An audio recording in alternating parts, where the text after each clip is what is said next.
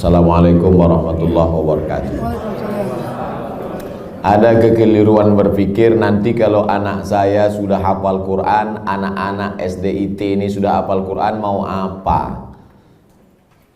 Karena bayangan dia kalau sudah hafal Quran jadi ustadz. Nggak maulah anak kami jadi ustadz, nanti macam Ustadz Somad, ceramah sana ceramah sini. Nggak maulah anak kami jadi imam, paling-paling jadi imam tarawih.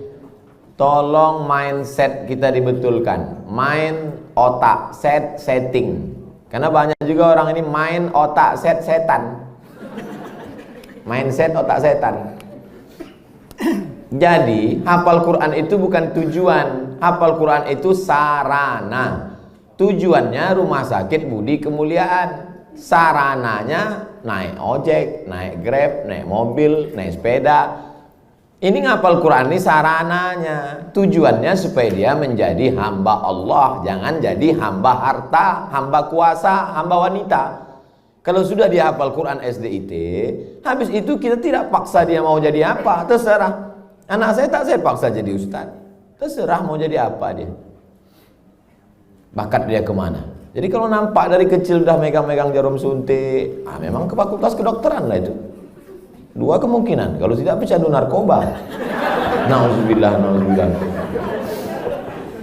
Jadi pendidikan Islam pertama dimasukkan ke kepalanya itu Quran, habis itu hadis Nabi, habis itu barulah akhlakul karimah.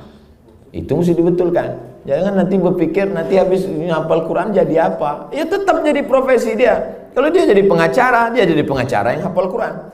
Kalau dia jadi tentara, dia jadi tentara penghafal Quran. Kalau jadi polisi penghafal Quran. Betul kepalanya. Tak dimakannya, tak dizoliminya orang lain. Itu tujuannya. Insya Allah 10-20 tahun akan datang, generasi kita adalah generasi yang Qurani. Dan kita punya kontribusi di situ dengan SDIT ID. Bagaimana hukumnya kegiatan ilmiah dokter disponsori pabrik obat?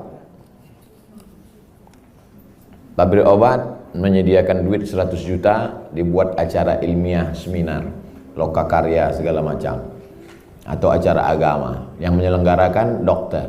Di mana letak haramnya?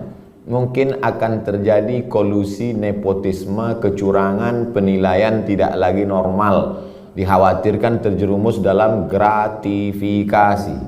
Makanya suatu ketika sahabat Nabi mengutip zakat dari Yaman. Ketika barang-barang zakat dibawa, kambing, onta, lembu, ini kambing untuk zakat, ini kambing saya. Kata Nabi, kok ada kambing zakat, ada kambing saya? Kok dapat kambing dari mana? Hadiah. Kata Nabi, seandainya kau duduk di rumah emakmu, di rumah bapakmu, mungkinkah ada orang ngasih kambing? Tak ada. Dia dapat kambing itu karena jabatan. Dikhawatirkan ke depan penilaian dia tidak lagi normal. Sebelum dapat hadiah kambing, periksanya. Berapa kambing? 40 ekor, satu. Berapa unta? 5 ekor, satu kambing. Tapi setelah dapat hadiah, mulai tak normal lagi. Berapa? Mau kasih-kasihlah, nggak kasih nggak apa-apa. Makanya segala penilaian kalau sudah datang ke Indonesia rusak. Tim-tim independen penilaian rusak gara-gara gratifikasi. Dibuka atas, pertama kali datang tegas, berapa ruangan, berapa ini. Begitu dapat lempuk durian, gratifikasi merusak. Jadi kalau masuk dia dalam kelompok gratifikasi bisa haram. Tapi kalau pandai tidak merusak, gimana caranya tidak merusak? Teknisnya ya diatur.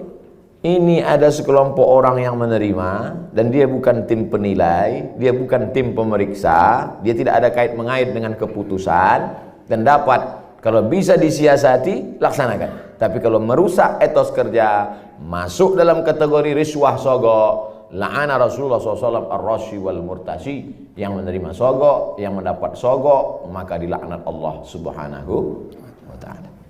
Bisa kami Pak Ustadz selamat? Lanjutkan. Tak selamat, stop.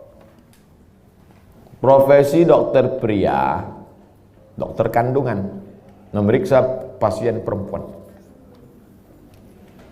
La yakhluwanna rajulun ma'amra'atin illa ma'azi mahramin. Tak boleh berdua-duaan laki-laki dengan perempuan kecuali tak ada mahram, kecuali ada mahram. Tak boleh. Anta musayyada mar'atin la tahillu lahu. Menyentuh tangan perempuan yang tak mahram lebih baik ditusuk paku dari api neraka ke kepala daripada menyentuh tangan perempuan yang tak mahram. Kena pasal-pasal ini.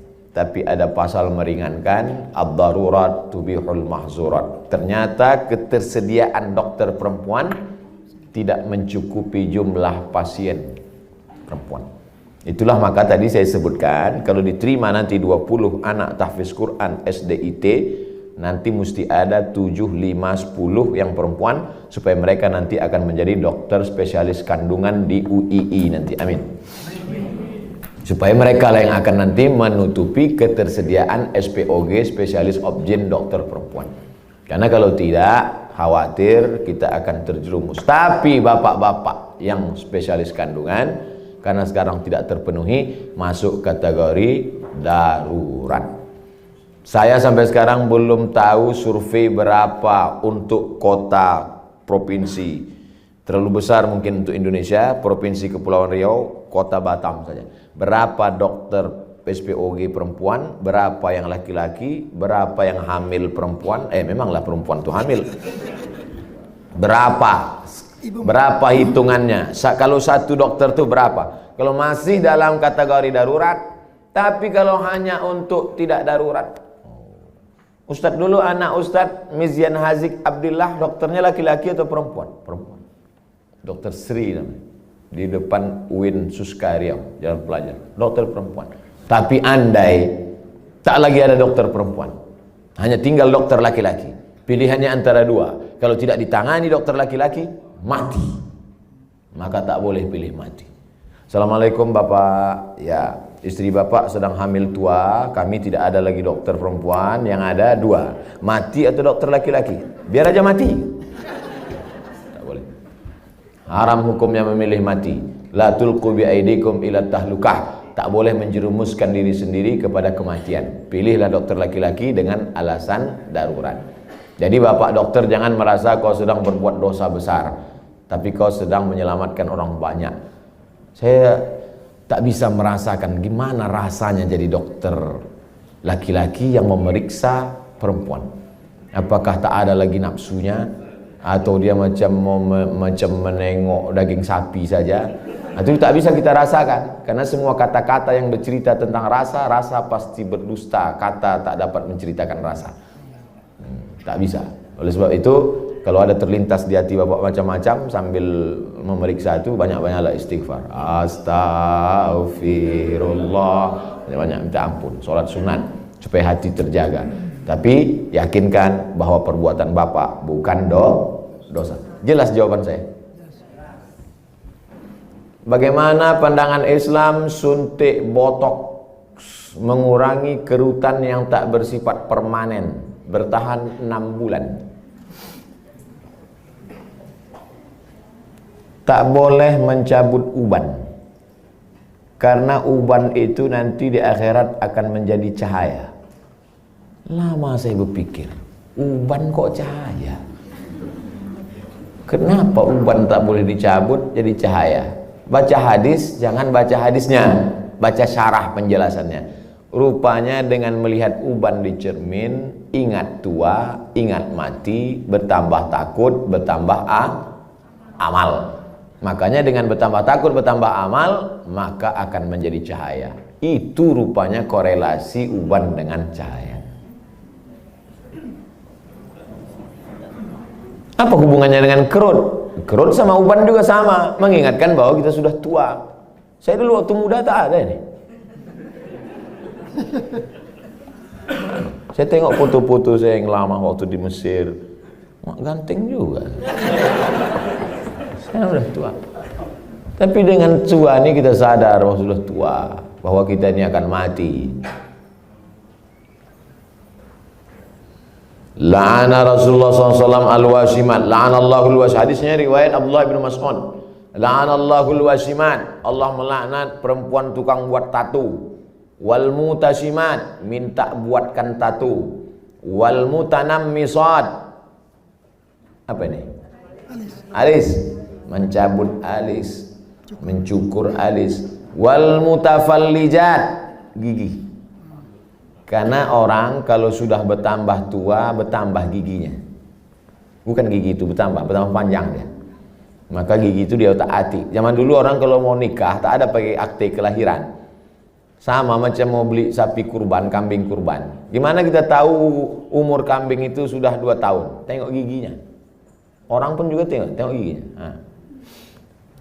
Otak-atik gigi. Wal mughayyirat, yang nomor 5, merubah ciptaan lil husni, karena untuk mempercantik.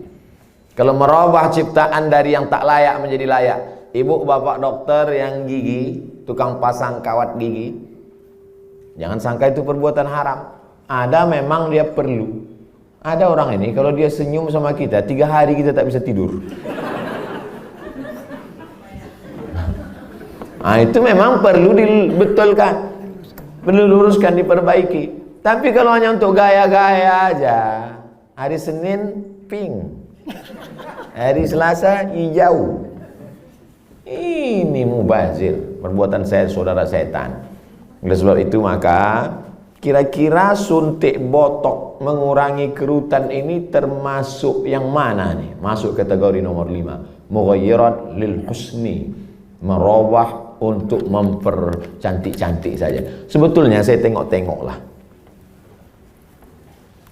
dia sebetulnya tidak berubah jadi cantik, dia saja merasa cantik. Berapa banyak orang yang operasi pipi, operasi dagu, operasi hidung, dia merasa cantik, kita takut. Saya terus terang dengan orang operasi takut saya tengok.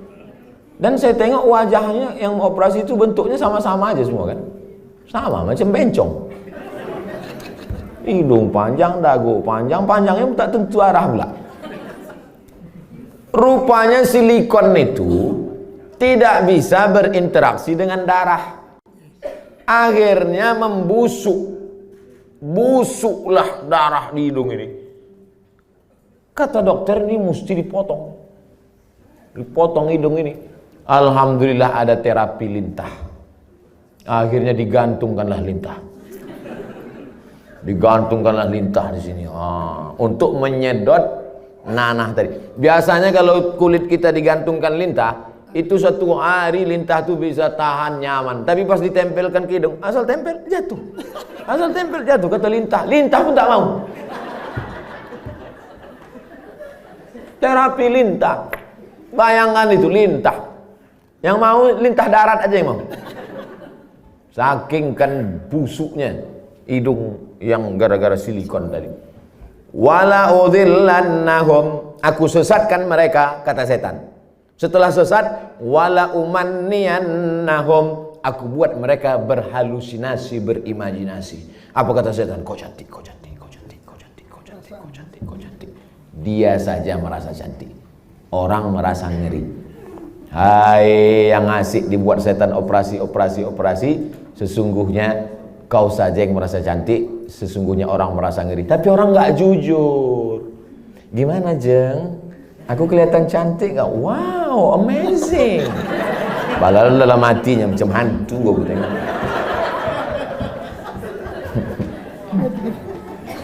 Baru dijawab, udah datang pertanyaan. Suntik filler untuk memancungkan hidung dan melancipkan dagu yang bersifat tak permanen 6 bulan. Tak permanen kata engkau. Siapa yakin malaikat maut tak datang dalam 6 bulan? Begitu lancip, cip, mati. Permanen kau.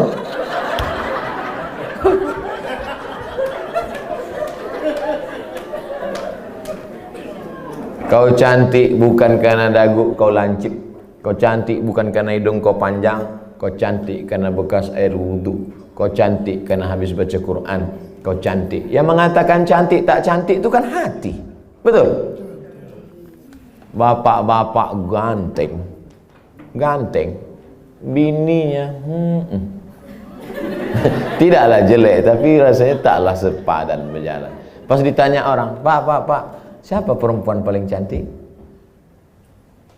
Itulah yang paling cantik gitu deh. Entah dia jujur, entah takut, Allahu a'lam. Karena antara jujur dan takut ini beda-beda tipis. Tapi yang jelas kata dia, cantik itu membuat cinta atau cinta itu membuat cantik?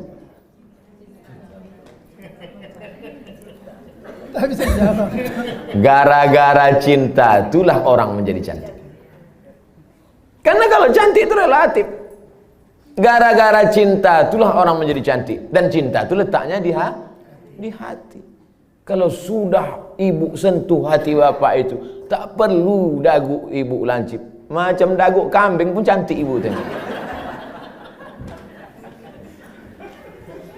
Kalau dipeturutkan ini, oh makin tua makin berkerut, tambah lagi. Makin tua makin turun. Dia bertahan paling cuma 2 bulan, 6 bulan tahan. Habis itu hidung turun, dagu turun. Tinggal mencari sapu lidi aja lagi. Nenek sihir.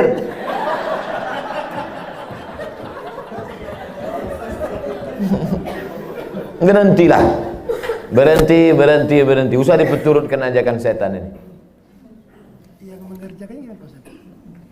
Kalau perbuatan itu haram, maka yang melakukannya pun ikut haram. Orang yang memberikan fasilitasnya pun ikut haram. Maka terjerumus dalam perbuatan haram kolektif. Saya kan cuma jual khamar. Saya nggak ada ngajak dia minum khamar. Saya cuma jual aja Pak Ustadz. Penjualnya ikut kena, pembawanya ikut kena.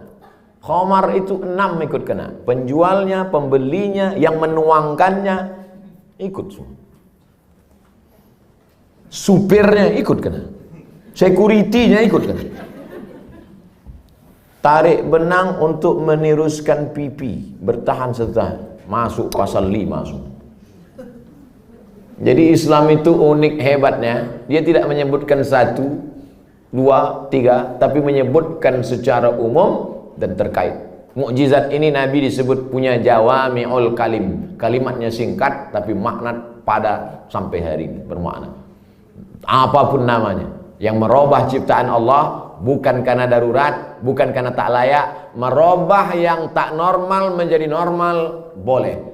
Yang sudah normal dia taati menjadi abnormal. Nauzubillah. Bapak mesti siap menerima bunga yang layu. Karena tabiat bunga pasti layu, kecuali bunga plastik. Nah, itulah maka sekarang banyak perempuan yang mau jadi plastik. Dokter anak, sunat perempuan bagaimana hukumnya Pak Ustaz? Anak saya laki-laki, keponakan saya perempuan. Kata saya kepada adik saya, kau cari, kalau tak mau dokter di rumah sakit itu menyunat keponakan saya, cari bidan kampung yang mau menyunat. Karena saya berpegang pada mazhab Syafi'i. Ada mazhab yang mengatakan sunat tak perlu. Mazhab Hanafi, Maliki, Hambali mengatakan sunat bagi perempuan itu tidak wajib. Sedangkan saya berpegang pada mazhab Syafi'i mengatakan wajib. Adakah khitan sunat perempuan pada zaman Nabi? Ada. Nabi mengatakan kepada si perempuan itu, kau potong tapi jangan terlalu banyak. Maaf, na'udzubillah, hari ini bisa menyebabkan frigid dan lain sebagainya. Tapi rupanya manfaat lain dari memotong khitan pada perempuan itu adalah meminimalisir libido seksual. Begitu kata ulama-ulama dulu. Oleh sebab itu saya sampai hari ini tetap berpegang pada mazhab Syafi'i. Anak perempuan kalau tak mau dokter memotong karena takut bahkan bisa masuk HAM, hak asasi manusia, banyak saja pasal-pasal yang mereka lakukan. Sedangkan di zaman Nabi yang pakaian tertutup, makanannya bersih, tontonannya bersih. Apalagi zaman sekarang tontonannya maksiat, makanannya memicu libido seksual dengan berbagai macam cerita hubungan. Maka khitan amat sangat baik. Salah satu usaha meminimalisir. Bagaimana cara sebaiknya bagi dokter anak menasehati pihak ortu imunisasi bayinya sejak lahir? Dulu saya diundang oleh Kementerian Kesehatan Provinsi Riau. Videonya kan viral, coba cari. Sosialisasi suntik, imunisasi. Saya jelaskan di situ bahwa fatwa Majelis Ulama Indonesia beda antara bendanya ini halal atau memakainya yang mubah. Boleh. Nah, jadi ini dua fatwa ini. Bendanya tidak halal. Sampai sekarang tak ada fatwa MUI bahwa barang itu halal. Karena memang dia dibuat dari babi. Maka tak ada fatwa halal.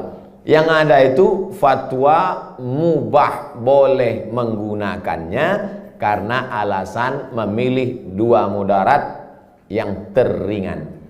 Cacat, sakit, mati dengan babi. Kalau kita masuk ke hutan, pilihannya babi sama mati. Pilih mana? Pilih babi atau mati?